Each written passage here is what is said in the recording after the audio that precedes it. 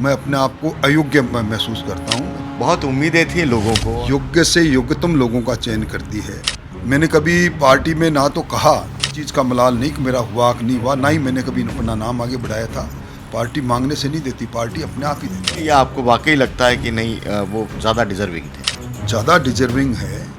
आपने भी तो पश्चिम बंगाल में बहुत जोरदार तरीके से चुनाव लड़ा। मुझे कतई गुमान नहीं कि बंगाल के चुनाव में, भवानीपुर के चुनाव में अगर मैं नहीं होता तो न जाने क्या हो जाता। जिस तरह सतीश पूनिया हरियाणा से जाके रिवाइव हुए, इसी तरह से आपका नाम भी चल रहा है। कि मैं कभी पदों के हिसाब से चलने वाला व्यक्ति नहीं हूँ और काम में अभी भी कोई कमी नहीं। आपने अपने आप को एक कम्युनिटी का लीडर है उस रूप में ज़्यादा प्रबलता से नहीं दिया। भारतीय जनता पार्टी के कार्यकर्ता की संस्कृति में जाति आधार कभी रहा ही नहीं। जाति हमारी सामाजिक बंधन हो सकता है पर जाति के आधार पर निर्णय कभी हुए नहीं। कई योग्यता रहती है, उन दोनों में योग्यताओं की कोई कमी नहीं थी, इसलिए उनका चयन हुआ। लोग कह रहे हैं प्रदेशाध्यक्ष और अब नई नई भूमिका आप देख रहे हैं कि अब और क्या हो सकता है राजेंद्र राठौर। प्रदेश अध्यक्ष के पद पर भी मैं अपने आप को अयोग्य महसूस करता हूँ। किसी तरह की आकांक्षा पालकर मन में किसी प्रकार की हीन भावना नहीं रखनी चाहिए।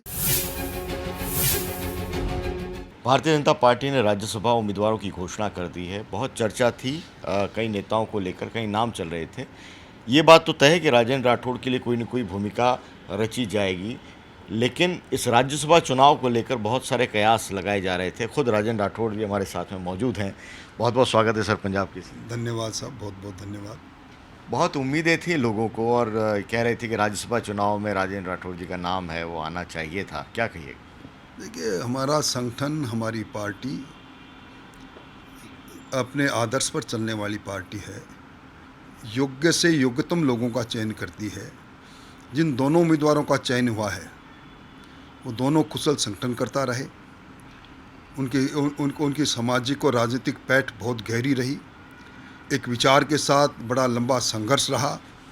दोनों ने अलग अलग प्रदेशों में, कोई अंदाज़ा नहीं लगा सकता था कि हरियाणा में सरकार रिपीट होगी, दिल्ली में सरकार आपको हराकर सरकार बनेगी।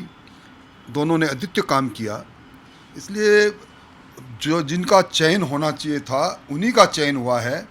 और मैं तो बड़ा खुश हूँ कि दोनों योग्यतम व्यक्ति यहाँ से गए हैं जिनका बड़ा राजनीतिक और सामाजिक आधार है। राजस्थान की बहबूदी के लिए, राजस्थान के विकास के लिए सतीश जी और अलका जी दोनों मिलकर काम करेंगे।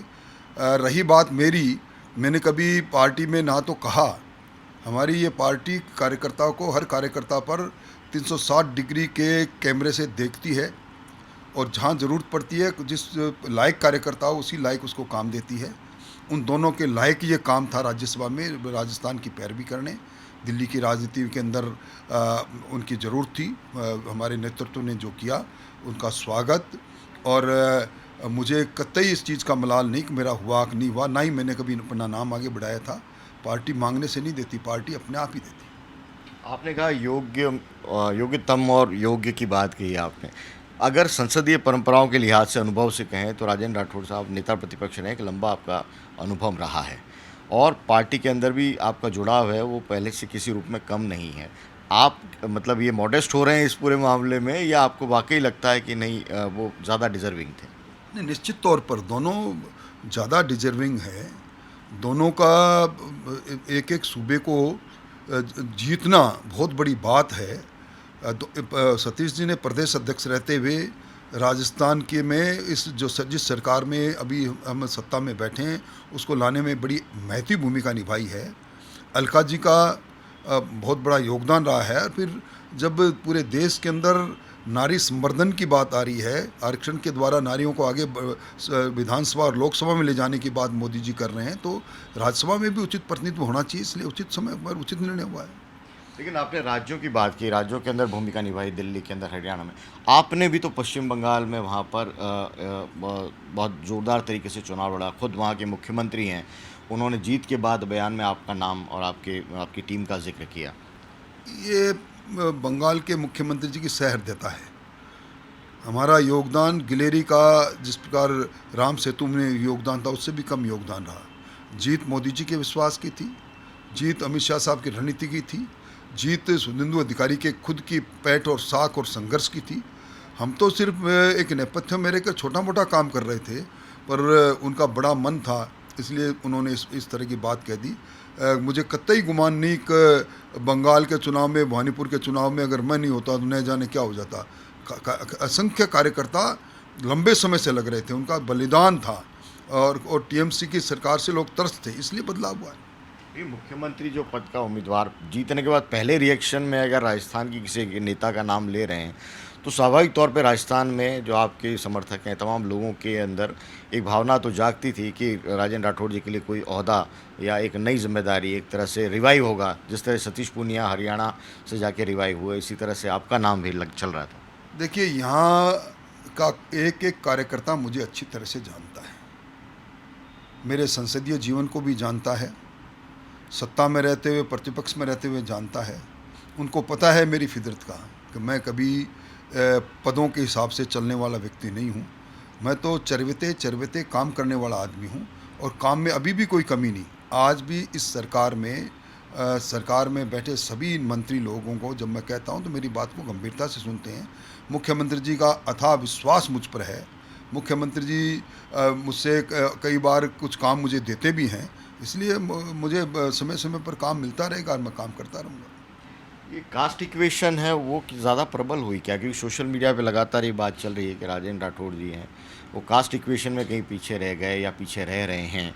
और जो आपको लेकर जो लगातार बात हो रही है उसमें ये भी है कि ईडब्ल्यूएस आरक्षण और इन तमाम लोगों को लेकर शायद आपने उतनी मुखरता से बात नहीं रखी, उसका आपको बेनिफिट नहीं मिला। आपने अपने आप को एक कम्युनिटी का लीडर है उस रूप में ज़्यादा प्रबलता से नहीं दिया।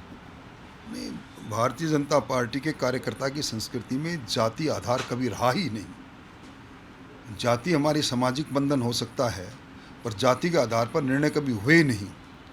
सोशल इंजीनियरिंग की बात कुछ हो सकती है, पर जातियों के आधार पर निर्णय नहीं होना और नहीं करना, ये भारतीय जनता पार्टी की संस्कृति रही है। और इसी नाते मैं नहीं समझता कि इस कारण से कोई योग्य और कोई अयोग्य होगा।